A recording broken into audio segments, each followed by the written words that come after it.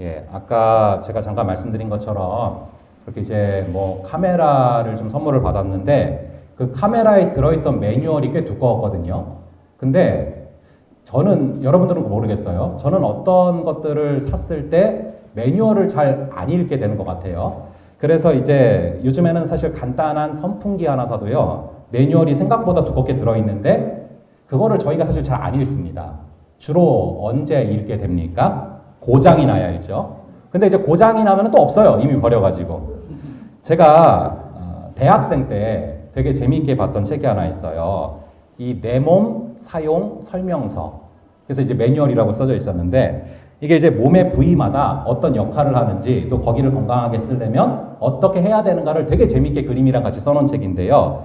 마치 물건을 만든 그 매뉴얼처럼 그 똑같은 방식으로 또 인간의 몸을 매뉴얼 방식으로 설명을 해놓은 것인데 참 신선했습니다. 그 후속작으로 내 몸 다이어트 사용 설명서라는 책이 또 나왔었거든요. 그걸 열심히 봐서 제가 그나마 이 상태를 유지하고 있는 겁니다. 근데 그 두 권이 지금도 이제 저희 집에 책장에 보면 꽂혀 있거든요.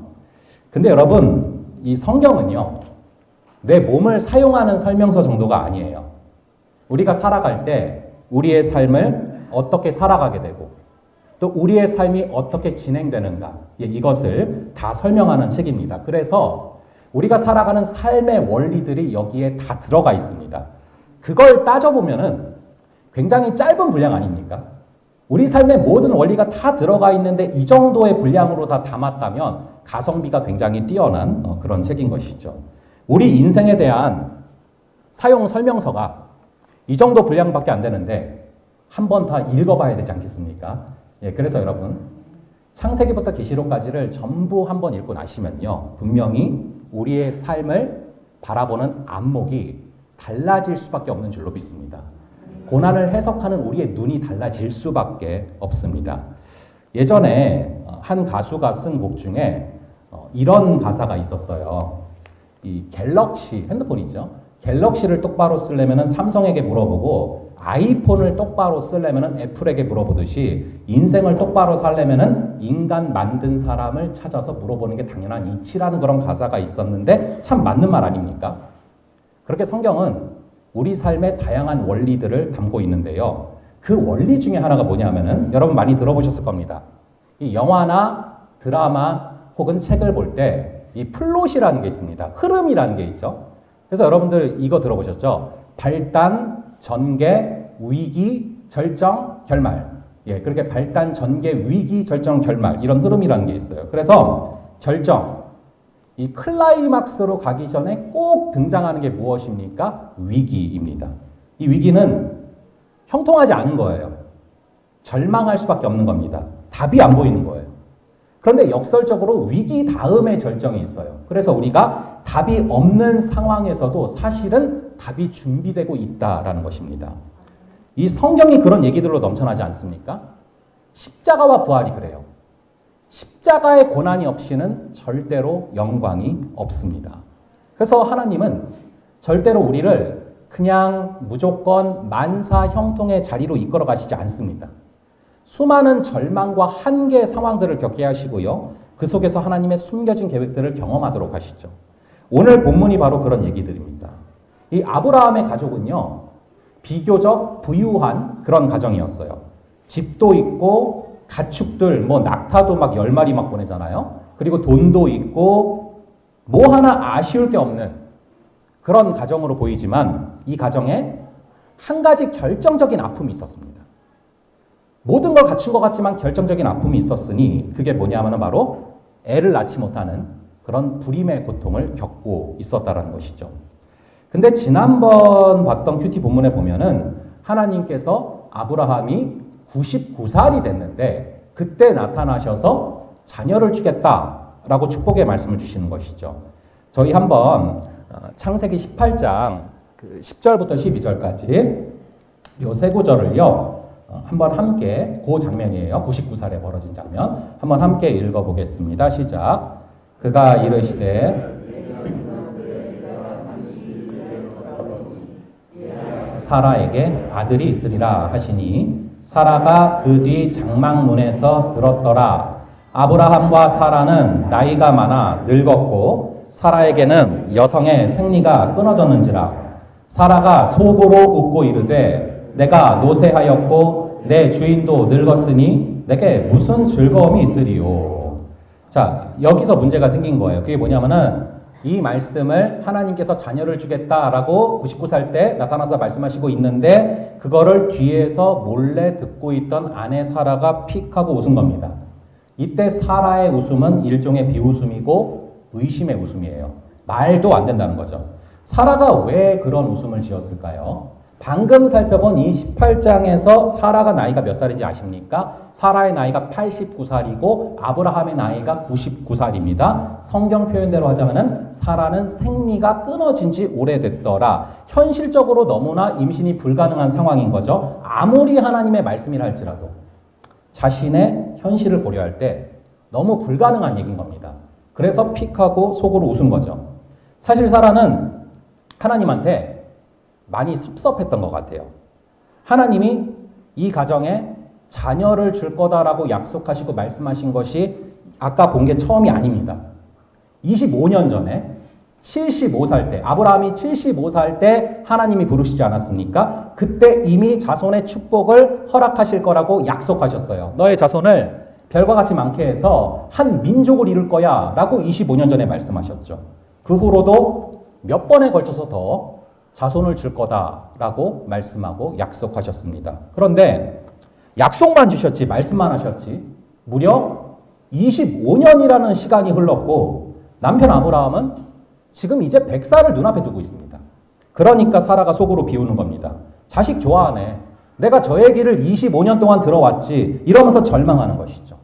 그러니까 아까 읽은 12절에 보니까 내게 무슨 낙이 있으리요 라고 사라가 말을 하지 않습니까? 여러분 혹시 한 가지 기도 제목을 가지고 10년 이상 기도해 보신 적 있습니까? 한 달도 아니고 1년도 아니고 10년 이상 한 가지 기도를 가지고 계속 기도해 보신 적 있으십니까? 아무리 기도를 하는데도 응답이 없으면 우리의 마음이 어떻게 될까요? 10년을 계속 똑같은 기도를 했는데 응답이 없으면 우리의 마음이 어떻게 될까요? 피가 바짝바짝 마르지 않겠습니까? 사라의 마음이 그랬을 거예요. 사실 그 시간 동안 기도만 한 게 아니라 이 사라의 가정에 굉장히 많은 일들이 있었어요. 하나님께 75살에 처음으로 약속을 받고 10년이 흘렀을 때입니다. 그러니까 아브라함이 이제 85살이 됐을 때죠. 여러분 10년 기도해도 사실은 많이 기도한 거잖아요. 그래서 아브라함과 사라가 이만하면 됐다라고 스스로 생각한 것 같아요. 이쯤 기도하면 많이 한 거지 생각을 한 것 같아요. 그래서 기다림을 견디다 못한 사라가 10년이 될 때 인간적인 방법을 씁니다. 그래서 창세기 16장에 보시면 사라가 자신의 몸종인 하갈을 통해서 아브라함이 아이를 낳도록 스스로 권유를 하죠. 자신의 몸종을 남편과 관계해서 아이를 낳게 한다. 그렇게까지 하려고 하는 사라의 마음이 오죽했겠습니까? 얼마나 괴롭고 못 견디겠으면 그렇게 했겠습니까? 그런데 그 일이 이 집안에 생각지도 못한 천지풍파를 일으키는 거예요. 몸종 하갈이 주인의 아이를 잉태하고서는 눈빛이 달라졌어요. 오만방자해진 겁니다. 그래서 여주인 사라를 무시합니다. 이 일로 집안이 풍지박산이 났고 결국에 몸종 하갈과 뱃속의 아이 이스마엘이 쫓겨나는 장면이 나오죠. 그래서 지금 이 집은 아들의 아자만 나와도 몸서리 쳐질 정도로 예민한 거예요. 이런 복잡한 과정과 아픔이 있었기 때문에 사라는 하나님의 약속을 듣고도 비웃었던 것이죠. 그랬는데 오늘 본문에 보니까 25년 만에 그 말씀이 실제로 이루어지는 것이죠. 저희 한번 오늘 본문의 1절과 2절의 말씀, 1절과 2절의 말씀을 한번 함께 읽어보도록 하겠습니다. 21장 1절 2절입니다. 시작. 여호와께서 말씀하신 대로 사라에게 행하셨으므로 말씀하신 시기가 되어 노년에 아브라함에게 아들을 낳으니. 자, 이 1, 2절을 통해서 하나님이 말씀하신 대로라는 표현을 무려 3번이나 강조하고 있습니다. 무슨 의미입니까? 이 이삭의 출생은 결코 우연이 아니라 하나님이 이미 말씀하신 대로 그 말씀을 이루신 사건이다라는 것을 강조하고 있는 것이죠. 25년 전에 너의 자손을 별과 같이 많게 하리라 라는 그 말씀 하나 듣고 그 약속 하나 듣고 고향을 떠나왔는데 그간 불안한 시간이 너무 많았습니다. 과연 그 말씀이 이루어지기나 하는 걸까? 의심이 들 때도 많았죠. 그런데 하나님의 말씀대로 실제로 아들 이삭이 태어난 거예요. 그러니까 아들 때문에도 기뻤지만 그보다 더 큰 기쁨은 하나님이 정말로 신실하시구나. 하나님을 내가 믿고 따라왔는데 정말 오래 걸릴지라도 반드시 당신의 말씀을 이루시는구나. 이것 때문에 너무나 기뻤던 것이죠. 사실 사라가 가장 충격적이었을 것 같아요. 이 사라가 임신을 하게 되자 얼마나 놀랬겠습니까? 이 사라의 신앙은 아브라함과는 좀 또 달라요. 아브라함은 친히 직접 하나님께 음성을 듣는 사람이죠. 그러나 사라는 남편이 가는 길을 보면서 남편의 뒷모습을 보면서 간접적으로 하나님을 믿어왔는데 그 과정에서 내가 하나님을 제대로 아는 게 맞는 걸까? 그게 아니지 않을까? 왜 하나님을 내가 제대로 믿는다면 왜 나의 기도에 응답이 없을까? 이런 의문과 질문이 있었을 겁니다. 그래서 심지어 비웃기도 하잖아요. 아까 봤지만. 그러다가 하나님이 또 그거를 캐치하셔서 너 왜 웃냐 하니까 또 사라는 안 웃었다라고 거짓말까지 하잖아요. 그런데 그 후로 그 일이 있은 후로 몇 개월이 지나가면서 배가 진짜로 불러오는 겁니다. 그리고 뱃속에서 아이의 태동이 느껴지기 시작을 하는 겁니다. 제가 사라였다면 굉장히 두려웠을 것 같아요. 하나님이 진짜 살아계시는구나. 하나님이 진짜로 일을 하시는구나. 그러면서 뱃속에서 말 그대로 그 말씀이 육신 가운데 들어와서 육신 가운데 실제 움직이는 움직임으로 생명으로 나타나고 있는 거 아닙니까? 경외감이 생기지 않겠습니까? 그래서 이 과정을 통해서 한 단계 믿음이 더 성장하는 것이죠. 간절히 바라기는 저희 역시도 매주 듣는 말씀이 한 귀로 왔다가 한 귀로 흘러가는 것이 아니라 그 말씀이 우리 각자의 심령에 담기고 잉태되는 역사가 있기를 간절히 바랍니다. 그 말씀을 품고 곱씹고 묵상하면서 나아갈 때 주님께서 그 말씀이 실제 살아 움직이는 삶의 열매들로 지어주시는 역사가 있기를 주님의 이름으로 축원합니다. 자, 그래서 이제 저희 오늘 본문 3, 4절을 또 한번 볼게요. 오늘 본문 3절과 4절 한번 읽어보겠습니다. 시작. 아브라함이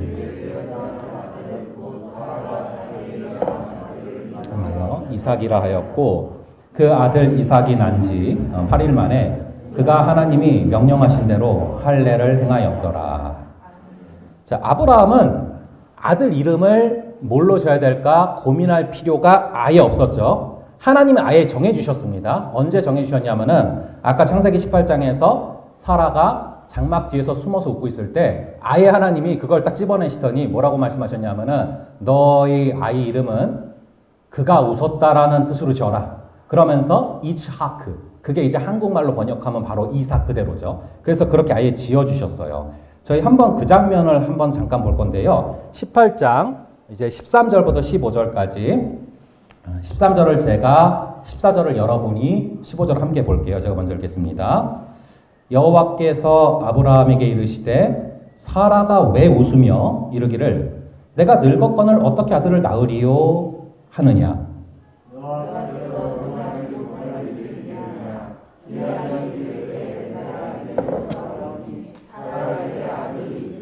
다 함께 사라가 두려워서 부인하여 이르되 내가 웃지 아니하였나이다. 이르시되 아니라 네가 웃었느니라. 자, 사라가 장막 뒤에 숨어서 속으로 웃었습니다. 그래서 사실은 사라가 한 말이 또 엄밀하게 말하면 또 맞는 말이기도 해요. 겉으로는 안 웃었으니까. 하지만 하나님은 어떤 분이세요? 속을 읽으시는 분이고 우리의 생각을 읽으시는 분이고 우리의 마음을 읽으시는 분이죠. 숨길 수가 없습니다. 그래서 하나님께서 아브라함한테 말을 하는 거예요. 사라가 왜 웃냐? 안타까운 건 이때 하나님 죄송합니다 하면서 회개를 하는 것이 아니라 도리어 겁에 질려서 안 웃었다라고 거짓말을 한다라는 것이죠. 그러자 하나님은 또 15절에서 말씀하시죠. 아니다, 너는 웃었다. 자, 이 장면을 보면요. 끝까지 안 웃었다라고 말을 하는 그 사라도 참 끈질기지만 그래서 그걸 또 아니다, 너가 웃었다라고 밝혀내시는 하나님은 더 집요하시다라는 것들을 좀 바라보게 돼요. 자, 그걸 보면은 하나님께서 끝까지 사라에게 집요하게 너가 웃었다라는 것을 밝혀내시는 그 이유가 뭐라고 여러분들은 생각을 하십니까? 저도 그걸 많이 묵상을 했는데 그렇게 끝까지 사라가 웃었다라는 것을 밝혀내시는 이유는요. 현재 그녀의 믿음의 현 주소를 드러내려고 그러신 겁니다. 오랫동안 네가 이 믿음 생활을 한다고 해왔지만 아직 너는 믿음이 약하다. 상황이 오면 흔들리는 그런 믿음이다. 이 시간 우리 역시 마찬가지입니다. 우리도 같은 상황에서 사라랑 똑같이 대답할 겁니다. 저는 안 웃었는데요. 저는 웃지 않았는데요. 하지만 하나님은 말씀하십니다. 아니다, 너는 웃고 있다. 말씀을 들으면서도 신앙생활을 하는 것 같으면서도 삶의 이런저런 문제들에 부딪히면 누구보다 염려하고 불안해하지 않냐. 하나님을 안 믿는 사람처럼 인간적인 방법을 쓰면서 살아가지 않냐. 그게 웃는 거다. 여러분, 간절히 바라기는 웃지 마시기 바랍니다. 그래야 진짜 웃게 될 줄로 믿습니다. 웃지 마라. 그래야 진짜 웃는다. 이것이 바로 오늘 첫 번째 매뉴얼이에요. 여기서 웃지 말라라고 할 때 그 첫 번째 웃음은 비웃음 그리고 의심의 웃음입니다. 그 웃음을 그칠 때 우리 주님께서는 깊은 곳에서 터져나오는 그 하나님의 웃음으로 웃게 하실 줄로 믿습니다. 죽음에서 생명으로 옮기실 줄로 믿습니다. 자, 그 웃음을 좀 볼 건데 다시 오늘 본문으로 가셔서 5절과 6절과 7절입니다. 오늘 본문 21장에 5절과 6절과 7절 세 구절을 저희 한번 쭉 같이 한번 읽어볼게요. 시작. 아브라함이 그의 아들 이삭이 그에게 태어날 때에 백세라 사라가 이르되 다 나와 함께 웃으리로다. 또 이르되 사라가 자식들을 젖 먹이겠다고 누가 아브라함에게 말하였으리오마는 아브라함의 노경에 내가 아들을 낳았도다 하니라. 아멘. 여러분, 사라가 말을 하지 않습니까? 하나님이 나를 웃게 하셨다. 그래서 웃지 마라. 그래야 진짜 웃는다. 라고 말씀을 드리는 것입니다. 그리고 이삭의 사건을 간증함으로써 모든 사람이 이 간증을 들을 때마다 웃겠구나 라고 이야기를 합니다. 그리고 7절에 보시면 사라가 자식들을 젖먹이겠다고 누가 말하였으리오마는 이렇게 얘기를 하면서 지금 사라가 특별히 굳이 하지 않아도 될 말까지 주저리 하고 있는 걸 보게 됩니다. 말문이 터졌죠. 여러분, 이 앞에까지 장면을 보면은 사라는 늘 그늘 속에 살았어요. 아이를 못 낳은 한이 있었습니다. 아무래도 사람이 상처가 있으면 말도 잘 안 하게 되고 소극적이 되고 또 작은 것에도 상처받고 삐지게 되죠. 혼자 조용히 보내는 시간이 많았습니다. 근데 그 모든 것을 역전시켜버리는 그런 사건이 벌어진 겁니다. 그래서 지금 하지 않아도 될 말까지도 너무 편하게 속에서 나오고 있는 거예요. 회복을 시키신 것이죠. 이 사라는 비로소 인생 처음으로 자신감 그리고 당당함 이런 걸 경험을 하는 것이죠. 이제까지는 그저 남편을 지켜보면서 조용히 조심스레 살아오다가 이제 그 말씀이 자신에게도 직접 임해서 자신에게 직접 생명이 되고 자신에게 직접 그 말씀이 움직이고 눈으로 그 말씀을 바라보게 되면서 어느 순간 자유함을 얻게 되는 것입니다. 여러분, 말씀을 품고 그 말씀을 체험하고 그 말씀이 경험되는 것을 체험함으로 말미암아서 주님 주시는 기쁨과 자유함이 우리 모두에게 주어질 수 있기를 주님의 이름으로 축원합니다. 자, 그러면은 그 없던 애가 이제 태어나면 모든 문제가 다 해결이 되느냐? 여러분, 그 애를 낳고 길러보신 분들이 많으시니까 잘 아시지 않습니까? 이제 애가 태어나면은 본격적으로 문제가 시작이 되는 거죠. 그래서 여러분들 하시는 많은 기도가 사실 대부분 자녀들 기도 아닙니까? 참 저희가 많이 기도하잖아요. 그동안 있던 문제들은 작은 문제고 이제 진짜 문제가 시작되는 거예요. 저희 한번 8절 9절을 볼게요. 오늘 본문 8절 9절 두 구절을 함께 보겠습니다. 시작. 자라매 젖을 떼고 이삭이 젖을 떼는 날에 사라가 본즉 아브라함의 아들 애굽 여인 하갈의 아들이 이삭을 놀리는지라. 자, 여러분, 이 유대인들은 젖을 세는 살까지 먹이거든요. 그리고 젖을 떼는 날에 잔치를 베푸는데요. 적어도 그래서 지금 여기서 이삭은 3살 정도가 됐을 겁니다. 그런데 이 이삭을 지금 이스마엘이 희롱하고 놀리고 괴롭혔다 나오는데 그럼 하갈의 아들인 이스마엘은 언제 태어났는가? 아브라함이 86살 때 태어났습니다. 근데 이삭은 100살에 태어났으니까 두 아이는 몇 살 차이입니까? 14살 차이죠. 그러니까 지금 이삭이 한 3살 정도 됐을 거니까, 즉 이스마엘은 한 17살 정도 된다라고 보면 정확합니다. 사실 이스마엘로서는 이삭이 태어나기 전까지는 이 하갈의 자식, 즉 종의 자식임에도 불구하고 유일한 아들로 대접을 받고 있었죠. 그런데 그래도 나름대로 그렇게 사랑을 받다가 이삭이 태어나고 나서는 사실은 외면받는 상황이 된 것입니다. 자, 그래서 3년 동안 분노가 쌓여 있었던 것 같아요. 그래서 이 이삭을 희롱하는 것이죠. 그런데 이것을 본 순간 엄마인 사라의 분노가 폭발을 했고 노발대발하면서 지금 이스마엘을 내쫓으라는 겁니다. 자, 여기서 아브라함의 심정이 어땠을까요? 아브라함이 굉장히 마음이 복잡하고 힘들었을 것 같아요. 그래도 14년이라는 세월 동안 이스마엘이라는 아들 때문에 위안도 얻었고 참 행복한 시간도 많았고 길러온 정이 있는데 이 이스마엘을 내보내는 게 쉬운 일이겠습니까? 그래서 여러분 11절에 보시면 어떻게 써져 있죠? 매우 근심했다 라고 써져 있지 않습니까? 그럼 이렇게 도저히 어떻게 우리가 해결할 수 없는 답이 안 나오는 상황이 올 때 우리는 어떻게 해야 됩니까? 정답은 하나님께 나가야 돼요. 이런 문제가 생겼을 때 아무리 사람들한테 여기저기 다니면서 물어봐도 그런 상황이 생겼을 때 아무리 내가 스스로 고민을 해도 정답이 나오지 않습니다. 두 번째 매뉴얼, 문제가 생길 때는 무조건 하나님께 달려나갈 수 있는 역사가 있기를 바랍니다. 그럴 때 주님은 명확한 답을 주시는 거예요. 저희 한번 12절을 볼게요. 12절의 말씀을 한번 함께 읽어보겠습니다. 시작. 하나님이 아브라함에게 이르시되 사라가 내게 이른 말을 다 들으라. 이삭에게서 나는 자라야 내 씨라 부를 것입니다. 아멘. 자, 하나님께서 정확하게 정답을 주셨어요. 사라가 내게 이른 말을 다 들으라. 자, 우리 아내 말들 잘 들어야겠죠? 자, 그런데 뭐라고 그럼 얘기를 한 거냐? 이스마엘을 내쫓으라는 겁니다. 확실하게 이스마엘을 내쫓으라. 왜냐하면은 하나님은 처음부터 이삭을 마음에 두고 계셨어요. 그래서 이삭을 주기로 작정하셨고 또 이삭을 통해서 믿음의 족보를 이어가기로 마음을 먹으셨거든요. 근데 사실 사람이 그 일을 엎어친 것입니다. 사실 여기 지금 발생한 이 문제가 생긴 근원적인 원인이 어디서 나왔습니까? 누구 때문에 생긴 일입니까? 예, 그렇죠.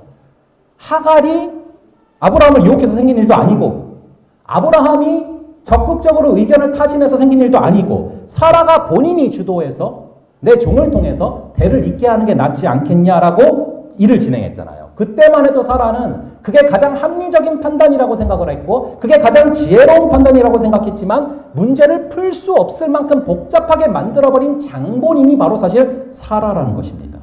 그래서 여러분, 인간이 하는 일들이 대부분 그렇습니다. 나는 지혜롭게, 나는 나름대로 호기롭게, 나는 나름대로 정말 열심히 뭘 한다고 하지만 그게 뭐를 망칠 때가, 그게 나중에 시간이 지나고 나면은 답이 안 나오는 상황을 만들 때가 많습니다. 그래서 우리가 뭔가를 시작할 때 정말 신중해야 됩니다. 정말 하나님 앞에 기도하면서 확실한 확신을 받고 시작해야 되는 것이죠. 자, 그렇게 사라 때문에 그리고 사람들로 인해서 일이 어그러졌지만 그렇다고 하나님께서는 당신의 스토리를 이어가시는데 지장을 받지 않으십니다. 변경하지 않으시죠. 그래서 이 14절에 보시면 하나님의 말씀을 듣고 아브라함이 그럼 어떤 모습을 보이느냐, 그게 이제 14절에 나오는데요. 이 14절의 말씀, 이 아브라함의 반응을 한번 저희가 살펴보겠습니다. 14절 말씀 함께 읽어보겠습니다. 시작. 아브라함이 아침에 일찍이 일어나 떡과 물 한 부대를 가져다가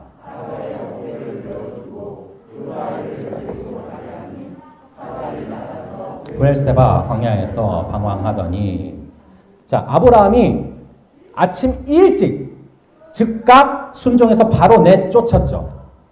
물론 아브라함의 마음은 지금 여기서 굉장히 아프고 힘들었을 거예요. 하지만 여러분, 뭔가를 끊어낼 때는 이렇게 끊어놔야 돼요. 칼같이 끊어내야 됩니다. 그래서 제가 종종 이제 콜라 중독이었다 말씀드리잖아요. 하루에 1.5리터도 넘게 마셨는데 중독을 끊는 건 아주 간단해요. 점차 줄여 나가야지 이러면 절대 못 끊습니다. 그러니까 덜 마시면 못 끊어요. 안 마셔야 끊을 수 있는 것입니다. 여러분, 우리 안에 끊지 못하는 죄악들이 있다면 타협하지 마시고 단번에 끊어버릴 수 있는 역사가 있기를 주님의 이름으로 축원합니다. 그리고 이제 이어서 나오는 내용들을 보시면 하갈과 이스마엘이 쫓겨나서 광야로 가는데 광야에서 길을 잃게 됩니다. 그리고서 심지어 가지고 나온 그런 물까지도 다 떨어져서 울게 되는 거예요. 그런데 우리 하나님은 그런 하갈과 이스마엘도 그냥 내버려 두지 아니하시고 굉장히 세심하게 챙기시는 그 모습을 보게 됩니다. 그래서 울고 있는 이들에게 뭐라고 말씀을 하시는가? 그걸 한번 볼게요. 17절부터 19절, 17절부터 오늘 본문에 17절부터 19절인데요. 한번 요 세 구절을 저랑 여러분 돌아가면서 읽고 19절은 함께 읽을게요. 제가 먼저 읽겠습니다.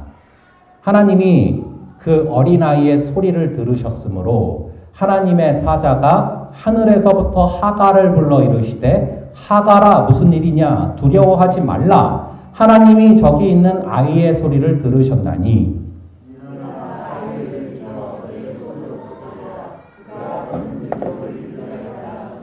다 함께 하나님이 하갈의 눈을 밝히셨으므로 샘물을 보고 가서 가죽부대에 물을 채워다가 그 아이에게 마시게 하였더라. 아멘. 그래서 울고 있는 이들을 외면치 않으시고 하나님이 찾아가셔서 17절에 보면은 뭐라고 명령을 하십니까? 두려워 말라 라고 말씀을 하십니다. 우리 하나님은 불안의 하나님이 아니라 평안의 하나님이신 줄로 믿습니다. 우리 하나님이 임재하시면 세상이 줄 수 없는 그런 평안이 분명히 임하게 됩니다. 그리고 이어지는 것이 19절이죠. 저희 다시 한번 이 19절의 말씀은 다시 한번 함께 읽어보도록 하겠습니다. 시작. 하나님이 하갈의 눈을 밝히셨으므로 샘물을 보고 가서 가죽부대에 물을 채워다가 그 아이에게 마시게 하였더라. 아멘. 여러분 17절과 19절을 이어서 바라보면서 우리가 알 수 있는 게 뭡니까? 눈이 가려졌다고 하잖아요. 바로 이 두려움이 눈을 어둡게 만든 것입니다. 여러분 19절을 자세히 보니까 눈을 밝히셨으므로 샘물을 팠다라고 써 있습니까? 샘물을 봤다라고 써 있습니까? 샘물을 팠고입니까? 샘물을 보고입니까?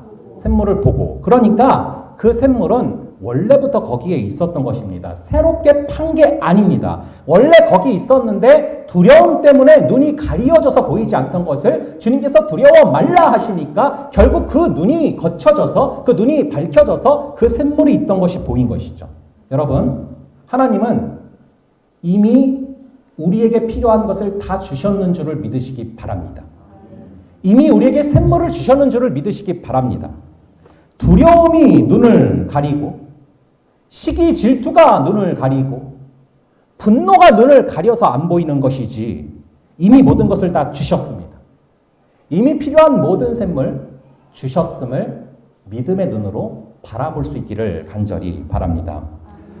이번 주 중에 그 성도분 몇 분이 그 건축에 대한 것들 그리고 이제 교회의 새로운 이름이 언제 지어지냐 이걸 물어봐 오셨는데 지금 계속 기도하고 있습니다. 아주 신중하게 기도하고 있고 여러분 우리 교회가 지금 현실이 지방에 있는 그런 또 작은 교회지만 주님께서 우리의 눈을 밝히셔서 현실을 넘어서서 주님의 그 꿈을 우리가 함께 볼 수 있는 믿음의 눈이 열릴 수 있기를 주님의 이름으로 축원합니다.